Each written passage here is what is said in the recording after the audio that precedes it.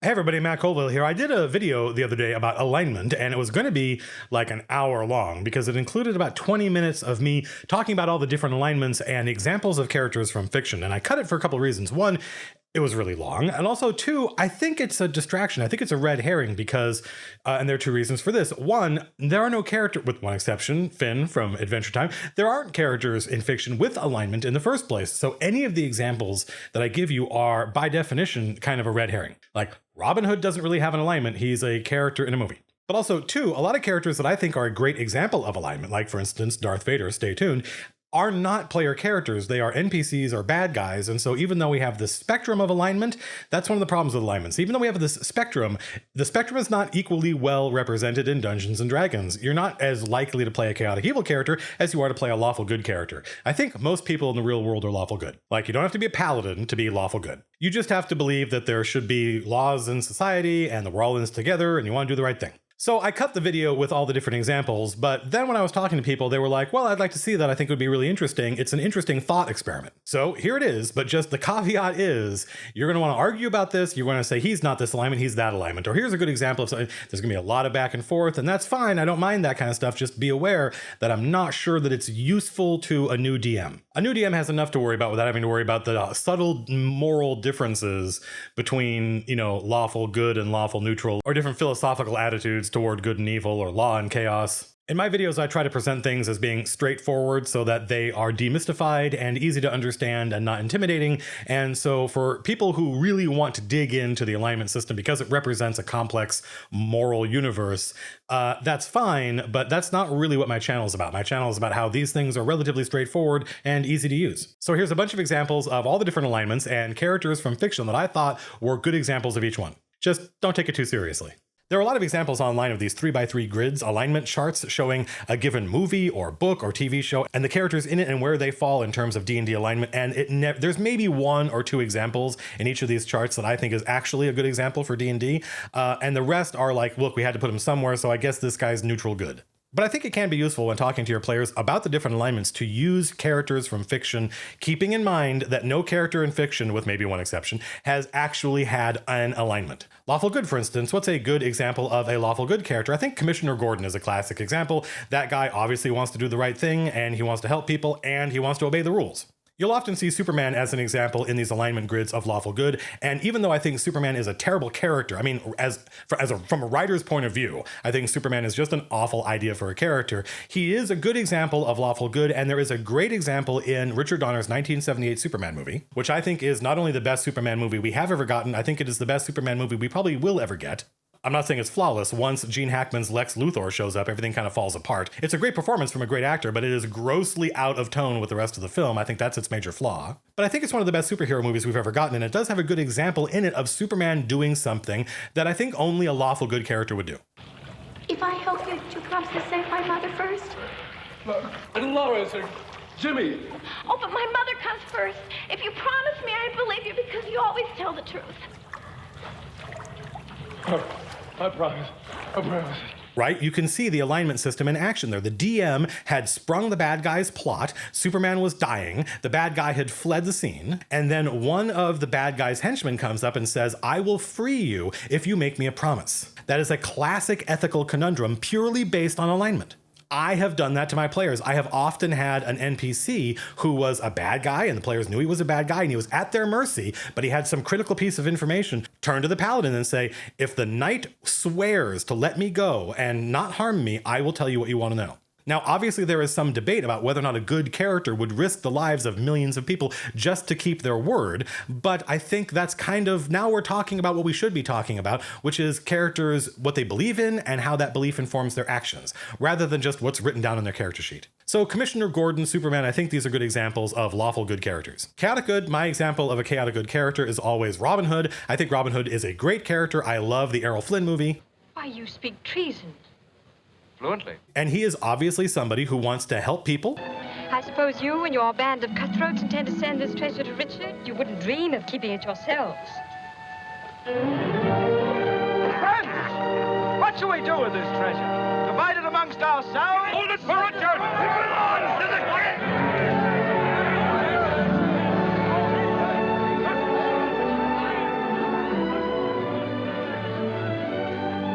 Convinced? I may have been hasty. Right? He wants to do the right thing, but he doesn't believe in the rule of law. But it's also an example of how alignment can be circumstantial. Robin Hood is chaotic because he does not believe in the Norman rule of law. He's a Saxon. And because Prince John is an evil character and he is opposed to this evil character, he has set himself in the role of the chaotic character. But he's also living out in the forest with his buddies, and he extols the virtues of doing so. To them, this is heaven. Silks for rags, kindness instead of riches, limitless food instead of hunger. So on the one hand, if Robin could fix the problems with the world, he would probably put King Richard on the throne, which is a strange thing for a Saxon to want to do, but regardless. And from that point forward, he would probably behave like a lawful character, meaning alignment can kind of be fluid and you can change what's written down in your character sheet depending on the circumstances in the world. There is also this implication that he would miss living in the forest, that he does seem to think that living in the forest, living on your wits, just providing for yourself and looking out for your friends is an axiomatic good. Neutral good is one of those problematic alignments that I think comes with what is neutral? What does neutrality mean? I think a good example of a neutral good character is Spider-Man. Spider-Man obviously wants to do good. He fights evil, but he's not really interested in the issue of law versus chaos. He does think there should be law, obviously. He does think there should be cops, but he doesn't really want to have anything to do with it. Because J. Jonah Jameson also represents law, and from his point of view, that is bad. So Spider-Man is obviously not an agent of chaos. He does think there should be rules and laws. He just doesn't want to have anything to do with them, and he's a good person, so I say he's a good example of somebody who's neutral good. Luke Skywalker is probably neutral good in that we never really see him do or say anything that has anything to do with establishing a new order. He is a rebel. He wants to join the rebellion. He wants to stop the state, but only because the state is evil. There's no sense that he wants to put Princess Leia on the throne, for instance. That would be something a lawful character would say. He wants to rescue Princess Leia because she's in danger. That's what makes him a good character, but he never says anything that indicates that he believes in royalty or the right of the royalty to rule, or he doesn't seem to believe in the virtue of the Senate, for instance. There are other characters in Star Wars who definitely extol the virtues of the Senate, but Luke Skywalker isn't one of them, so I would describe him as being neutral good. Chaotic neutral, I think when we meet Han Solo in Star Wars, he is chaotic neutral. Right, he has a great character introduction. It is super unambiguous. He straight up murders a dude in the first scene he's in. Yes, I bet you have. He's capable of murder, but he murders a bad guy who's trying to kill him. It's obviously in self-defense. He doesn't seem interested in helping anyone because they're good. In fact, it's obvious that Luke and Obi-Wan are good guys, and he is reticent to help them. He's not eager to help them because he's not interested in doing the right thing. But he doesn't sell them out. He's not evil. He's obviously neutral. But he's not neutral when it comes to law versus chaos. He obviously does not like law and prefers chaos. He wants ultimate freedom. He wants the freedom to be able to do what he wants and look out for himself. Right? Han clearly, to me, thinks that civilization is a bad thing. He prefers it out here in the wilderness. Luke is in the wilderness of Tatooine by circumstance, but Han Solo is there because he likes it here where the law is not to be found. Now, of course, by the end of the film, because he spent time with Luke Skywalker, Han Solo comes around, and by the end of that film, I think he's definitely chaotic good. Lawful evil, Darth Vader is obviously lawful evil. He's my favorite example of lawful evil. Like Han Solo, he murders a dude the first time we meet him. We intercepted no transmission. This is a consular ship. We're on a diplomatic mission. If this is a consular ship, where is the ambassador? A lot of people in Star Wars murder people in order to tell you what kind of character they have.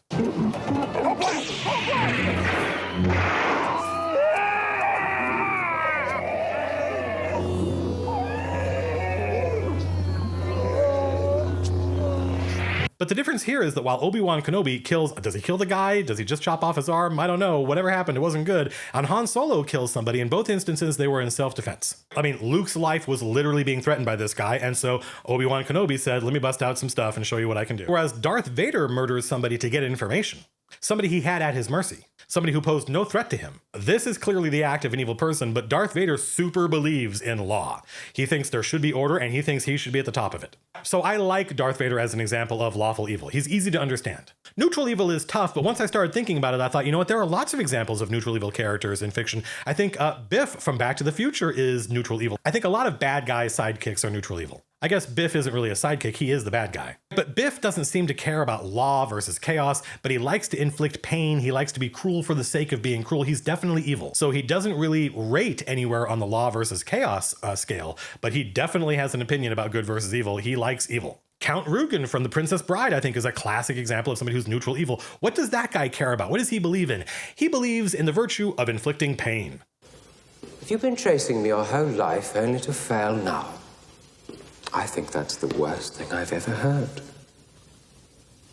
How marvelous. Wow, super evil. And he works for the prince, but you get the sense that he'd be willing to work for anybody. He doesn't work for the prince because he believes in the rule of law. He works for the prince because it is convenient to do so. So often I think the evil assassin sidekick of the main bad guy is neutral evil. Chaotic evil. The Joker is chaotic evil. The Joker is the ultimate example of chaotic evil. He literally says he's an agent of chaos. I'm an agent of chaos. And he's obviously evil. He is selfish. He wants to inflict pain. He doesn't mind murdering people, often capriciously. And unlike the neutral folks, he definitely believes there should not be law. He doesn't like the idea of law. He believes in chaos as a primal force. You know what I am? I'm a dog chasing cars. I wouldn't know what to do with one if I caught it. You know, I just do things. The mob has plans. The cops have plans. Gordon's got plans. You know, they're schemers. Schemers trying to control their little worlds. I'm not a schemer. I try to show the schemers how pathetic their attempts to control things really are. Wow, that is some great writing. I'm trying to think of other examples of chaotic evil characters. I'm not sure I can. You know, just because they're chaotic evil doesn't mean they don't like pettings. Oh, look at the kitty cat. I think the weirdest and most abstract kind of alignment to describe is the character who is pure neutral. It took me a long time to come up with an example of somebody who is pure neutral, but I came up with one. There are a lot of examples online that are terrible. Treebeard comes up a lot. Treebeard is very obviously not a neutral character. He is a good guy. He doesn't seem to care about law versus chaos, but he definitely wants to do the right thing. The only time there's ever any ambiguity about Treebeard or the Ents' actions is A, the fact that they don't know what's going on in the outside world, and B, once they find out, they know it's bad, they're just not sure what to do. But once they talk about what to do, they do the right thing. So the Ents are not an example of truly neutral characters. I do think the best example of a neutral character in fiction, and one of the best characters in all of fiction, is Garak from Deep Space Nine. And on the fourth day, a wolf really comes. The boy cries out at the top of his lungs, but the villagers ignore him. And the boy and his flock are gobbled up. Well, that's a little graphic for children, wouldn't you say? But the point is, if you lie all the time, nobody's going to believe you, even when you're telling the truth. Are you sure that's the point, Doctor? Of course. What else could it be? That you should never tell the same lie twice. I admit my bias. I think Deep Space Nine is the second best Star Trek series after the original series. But Garak is a fantastic character, and he tells you what he believes right up front. Truth, Doctor, is in the eye of the beholder. I never tell the truth because I don't believe there is such a thing. There are a lot of great quotes from Garak explaining his worldview. Let this be a lesson to you, Doctor. Perhaps the most valuable one I can ever teach you. Sentiment is the greatest weakness of all. One of the best characters ever. Really just a brilliant character, brilliantly written, brilliantly acted, and you can tell that this is a character who doesn't believe in law or chaos. He doesn't trust either of them. He's suspicious of both. He's equally suspicious of good people and evil people. He doesn't want to have anything to do with either of them. Garak is too cynical to believe in anything, to believe in law or chaos or good or evil. He is cynical and suspicious of all these things, and I think that's what makes him a great character. How sad. I must tell you, I'm disappointed at hearing you mouth the usual platitudes of peace and friendship regarding an implacable foe like the Romulans. But I live in hope that one day you'll come to see this universe for what it truly is, rather than what you'd wish it to be. And I shall endeavor to become more cynical with each passing day. Look gift horses squarely in the mouth, and find clouds in every silver lining. If only you meant it. And I think that is a perfectly reasonable way to depict somebody who is truly neutral, someone who is suspicious of all belief. Of course, at the end of the day, Garak helps the good guys, I think the idea of a truly neutral alignment is problematic. Dr. Manhattan is probably a purely neutral character, but I'm not sure it's super useful in D&D to talk about Dr. Manhattan because it's not likely you're going to get to play an omnipotent god. People talk about Ents often and Treebeard as being a truly neutral character. No, wrong. I think nothing could be further from the truth. The only reason they might seem to be neutral is because they're not actively helping the good guys, but that's only because they didn't know what was going on. Once they found out what was going on, they decided to act and do the right thing. It just took them a while because they experienced time at a different rate than everybody else. There's never a point where they advocate not doing anything once they know what's going on. So again, I do think the true neutral alignment and neutrality in general is kind of problematic, but you can work with it. It's not useless. All right, so those are my alignment examples. Actually, you know what? I forgot one. I forgot Lawful Neutral. And it's funny that I forgot Lawful Neutral because the first character I ever played in D&D, I played a Lion Paladin, Lyan, from an issue of Dragon Magazine I've talked about before. It had paladins for every alignment, which I love. I love the idea of paladins of every alignment. There are priests of every alignment. Why can't there be paladins of every alignment? And I think that's kind of what oaths are for. Right, in this day and age, if they redid that article, A Plethora of Paladins, which you can find a link to in the doobly-doo, there wouldn't be 9 different classes, or 7. In the article, there were 7 because they didn't include the Paladin, which they'd already done in the Player's Handbook, or the Anti-Paladin, which had already appeared in another issue of Dragon Magazine. So there was the Paladin and the Anti-Paladin, and those were 2 different classes, and then this article that introduced 7 more classes, 1 for each alignment, but I think in this day and age, we would just do oaths of each alignment, right? An Illrigger in the modern age would be a Paladin with an oath of, I don't know what, an oath of domination or something like that. So what's a good example of a lawful neutral character? Actually, I think one of the classic archetypes in fiction, the samurai, is a great example of a lawful neutral character, right? The samurai classically, as they're portrayed in fiction, and I'm not a historian, so I don't know what they were like in real life, but in fiction, they are portrayed as serving a lord. That is their goal. The goal is to die in battle. The samurai thinks constantly of death. The way of the samurai is found in death. Meditation on inevitable death should be performed daily. Every day when one's body and mind are at peace, one should meditate upon being ripped apart by arrows, rifles, spears, and swords, being carried away by surging waves, being thrown into the midst of a great fire, being struck by lightning, being shaken to death by a great earthquake, falling from 1,000-foot cliffs, dying of disease, or committing seppuku at the death of one's master. And every day, without fail, one should consider himself as dead. This is the substance of the way of the samurai. Ghost Dog, great movie. And that's all Ghost Dog wants to do, is he wants to be in service. He's happy to die in service. If one were to say in a word what the condition of being a samurai is, its basis lies first in seriously devoting one's body and soul to his master. Not to forget one's master is the most fundamental thing for a retainer. He doesn't care if his master is good or evil, he only wants to serve. And in fact, in Ghost Dog, Forrest Whitaker's character is serving an evil character. He's serving a mob guy. You gonna kill me? You might as well kill me. I'm your retainer. I follow a code. I've always given you my respect. So that's why you got that big fucking gun to my head? But that doesn't matter to him. All he wants to be is the Lord's retainer. I'm trying to warn you that they're gonna kill you. And maybe me too. Better me than you, Louis. Well, right now I'd have to agree with that.